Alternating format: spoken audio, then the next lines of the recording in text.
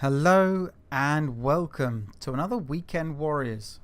Today we have the joys of watching Games and Coffee sailing the Graf Spee. Tier 6, well, designated in-game cruiser, but she had this class, the Deutschland class, had a number of designations. The British called her a pocket battleship. The Germans called her a Panzerschiff or a armoured cruiser, armoured ship. And then redesignated the entire class in 1940 as a heavy cruiser. So, yeah, take your pick. I don't mind. But he's pushing on ACAP here. Salvo out against the Belfast. A very strong premium ship, as we all know. No longer for sale, but you can, I think you can get her in loot boxes, but I could be wrong there. And look at the fire coming from that smoke screen. So it's probably that Emily Butin has probably been spotted by radar. There's the Belfast again. We clearly got a DD in there looking at the salvo, and there's also something that's causing huge amounts of rate of fire. So there's another powerful ship in there, and that French cruiser has certainly bitten off more than he can chew and has gone. First blood to the enemy. Great. And that pretty much makes A cap completely taken by the enemy, and B cap's already been taken. They've certainly got an advantage here at the moment. So what else was in there? So we certainly got the Belfast. There's a Nicholas, and it was an Atlanta. You could just see in the corner there. Yeah, that French cruiser had no hope in pushing that, and unfortunately Coffee's salvo there just clipped the Belfast, and he's going to get away with it. That's a real shame. We did do more damage than the Belfast passing salvo against him. So again, yep, they got Atlantas doing exactly the same. And so, don't know if he saw his friend die needlessly, but he might die as well. But I think he might have got the Nicholas, but that's not a good trade. That's certainly not a good trade. So, I don't know if you realise this, Coffee, but you played this game on the 16th of the 12th, 2018, which, yes, is at a weekend. But almost, bar a couple of days, certainly the engagement was still going on. Oh, can he get a salvo across the field? No, unfortunately not. Almost to the date of the Battle of the River Plate, where this ship took on the HMS Exeter, the British heavy cruiser, the Ajax and Achilles, who were Leander class cruisers, light cruisers. And yeah, one of the most famous engagements in the South Atlantic, where although the British fleet, or squadron should I say, failed to sink the Graf Spee, they did enough damage for her to be scuttled by a captain on the 18th, because in this time on the 16th she was hiding in a neutral port. Unfortunately, you aimed your salvo a little low there, mate, and it bounced. But this one was aimed a little higher, so should be perfect. Well learnt there. I like that. So you realise you mistake, and then you change your approach for the next salvo. That's always good to see. So yeah, one of the most famous battle engagements of the Atlantic War. One of the very few surface engagements as well. Between large, ship of the lines, as it were. Anyway, so now he's pushing down to A point. There's a valiant DD who is holding off that Nicholas. And Games and Coffee is trying to push around to actually give his support. But it's going to be quite tough, because obviously with these larger caliber style guns, they are, a bit odd. They don't have the rate of fire of a cruiser or a DD. There goes the friendly destroyer there, who did valiant work in keeping this A point clear. And so he's going to have to time his shots precisely here. He's got AP loaded. I bet he wish he had high explosive. Shots out, trying to make one of the guns stick. Doesn't work. There's going to be enemy torpedoes incoming. Oh, is he going to duck? Yeah. The secondaries finish off the destroyer. He takes 2, but he survives. And he misses that salvo. I certainly think... Well, I wish you hope you had AP loaded for that one. I certainly think you have used up one of your 9 lives there. So we're down to 8. Because that could have flattened you. Could have absolutely destroyed you in a minute. So why did the Brits call her a pocket battleship? Well, she had very large caliber guns for the size of the ship. So she had 10.5 centimeter, which is the same caliber guns as you find on the Shornhurst.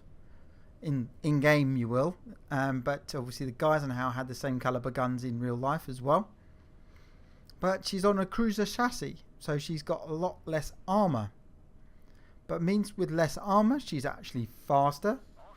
So she can, and when conceived, she could outgun and certainly outrun anything which had a heavier caliber guns, like the battleships and the battle cruisers.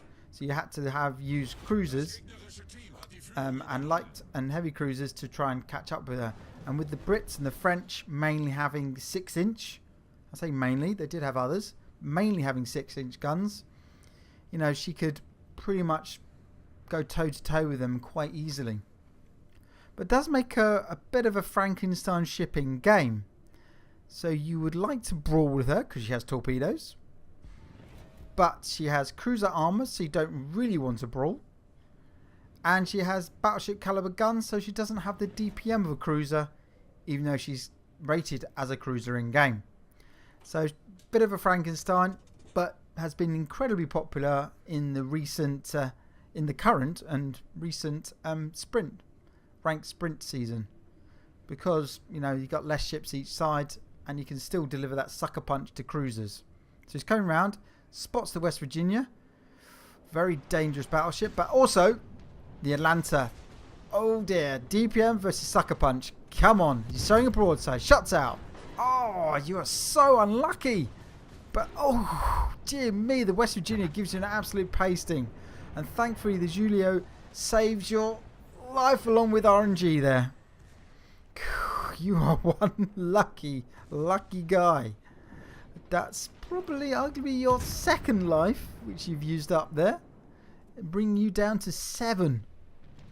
Bring you down to 7 lives. Now this West Virginia has got a choice. Does he fire all your guns at you and take you from the game? But no. He decided to fire some at the Julio and aims. Where's he likely to send the last salvo? Oh, that'll be at you. Barely missing. I think he's had that ship for not very long and doesn't quite know the trajectories yet on her. But yeah, that could be classed as your 3rd life. So you're down to 6, my friend. Down to 6. And that West Virginia is in a very awkward spot. He's certainly holding off the entire flank here. The 2 cruisers. And there's a Leon who's slowly pushing around the southern flank there. But it's going to take a while for you guys to get around and deal with him. And in the meantime, the enemy have taken 2 caps. And they are massively ahead on points. Well over 200. And you're on minimal health, which is obvious, but you are on very, very low health. Leon has opened up against the West Virginia. So, but Coffee has realised the only way we can actually sink this battleship is by the use of the torpedoes. So he sends a salvo out, covering his approach behind this island. That's very well played. But he's got to be careful because he doesn't want to show a broadside to the West Virginia. But maybe he's been distracted enough. Bit of a miss. I think that's a misplay because I think he wanted his repair, not his hydro, because the West Virginia doesn't have torpedoes. And he's misjudged his turn. He's showing a beautiful broadside against West Virginia, who fires and somehow just gets over penetrations for the win. Maybe cruiser armor is impressive. The returning salvo does minimal damage. And yep, the back guns also do minimal damage, but those torpedoes are looking good. West Junior has slammed on his brakes, trying to avoid torpedoes, but unfortunately he has brought himself right into the path, cracking up his second kill of the game. But showing broadside to West Virginia? Yeah. I think that's your 4th life you've used up there. But you really didn't know that you needed to use your torpedoes to kill him. So that's very well played and well analysed on the battlefront. But killing that guy has really helped your team out, because now all 3 of you, the Julio, yourself, and the Leon, can push forward. Now he's just been briefly detected there. Not sure by what, but it's probably a destroyer, the last Marine destroyer on his team. Oh, not on his team, on the enemy team. And there's that Atlanta, who is doing a bit of a charge at the moment and has taken on the Leon with a high explosive spam. I don't find that very, but he's been detected. It can't be any of them. It must be that destroyer. So where is that DD? Where is he going to be? There. It's been spotted briefly. Incoming salvo. Barely misses. Shots out. Returning fire. Come on. Yes! Fantastic. Well played. Bring up his 4th kill of the game. Do I think you used up one of your lives there? Maybe not. I mean, that destroyer had armor piercing loaded and possibly should have had a high explosive. But certainly your luck was certainly on your side to just kill him with 1 salvo from your front forward turret, which is 3 shells.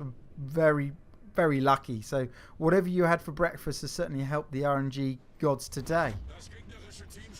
Atlanta next. Our friendly Atlanta, who has done a bit of a YOLO for unnecessary reasons. Shots out. Oh, bringing up his Kraken. Well done.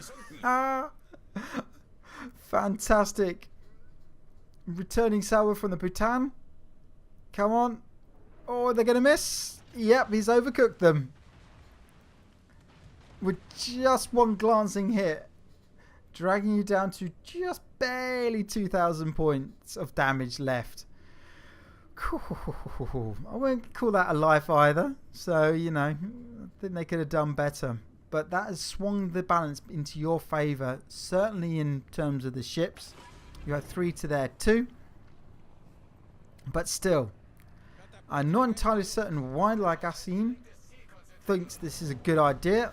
Coming broadside on to 3 of the remaining enemy. Well, the entirety of the remaining side. Oof, takes an absolute pacing from the Leon. Yeah, yours is less good. But is he going to aim you or the Leon? Well, he's going to, of course, aim at you because you're on pretty much zero health. Incoming salvo. You open your side up. That's high explosive. Good Lord. Dragging you down to 253 points.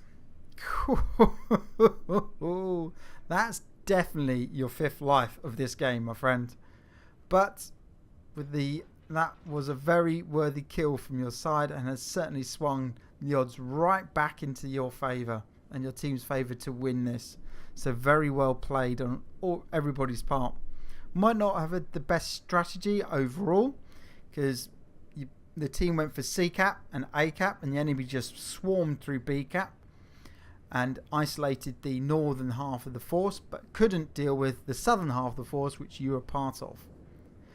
And this is pretty much the end of the game. They're just going to whittle down the Bhutan because there's only 1 left. But I'm really pleased really proud to do a replay for you, Games and Coffee, because you have been a supporter of my channel for quite some time. And so to actually showcase one of your games is actually a nice way of saying thank you.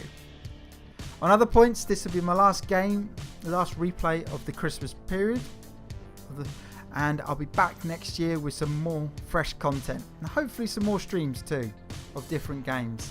Because whether the streams tail on, there's going to be plenty others. So can these two, are they going to go honourably and ram? He's going for it. No. Just by fire.